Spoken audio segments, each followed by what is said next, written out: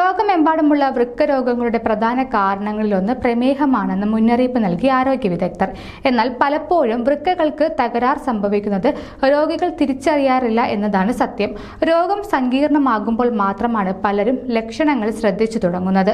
പ്രമേഹ രോഗികളിൽ കണ്ടുവരുന്ന വൃക്ക രോഗ ലക്ഷണങ്ങളെക്കുറിച്ചും അവ എങ്ങനെ തിരിച്ചറിയാമെന്നും പങ്കുവയ്ക്കുകയാണ് ആരോഗ്യ വിദഗ്ധർ.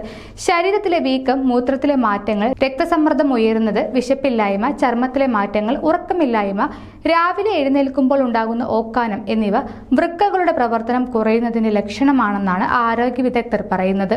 വൃക്കകളുടെ തകരാർ ഗുരുതരമാകുമ്പോൾ ശ്വാസം മുട്ടൽ, വിട്ടുമാറാത്ത ചൊറിച്ചിൽ, പേശിവലിവ്, കഠിനമായ ഛർദി, അമിതമായ തളർച്ച എന്നിവയും അനുഭവപ്പെടാം. ശരീരത്തിലെ വിഷാംശങ്ങൾ വർദ്ധിക്കുന്നത് മൂലം ആശയക്കുഴപ്പമോ ഏകാഗ്രത കുറവോ പോലും ഉണ്ടായേക്കാം. ലക്ഷണങ്ങൾക്കായി കാത്തിരിക്കാതെ വർഷത്തിലൊരിക്കലെങ്കിലും മൂത്രത്തിലൂടെയുള്ള പ്രോട്ടീൻ ചോർച്ച കണ്ടെത്തുന്നതിനുള്ള UACR, വൃക്കകളുടെ ശുദ്ധീകരണ ശേഷി അളക്കുന്നതിനുള്ള EGFR, രക്തപരിശോധന എന്നിവ നിർബന്ധമായും ചെയ്യേണ്ടതാണെന്നും ആരോഗ്യ വിദഗ്ധർ ഓർമ്മിപ്പിക്കുന്നു.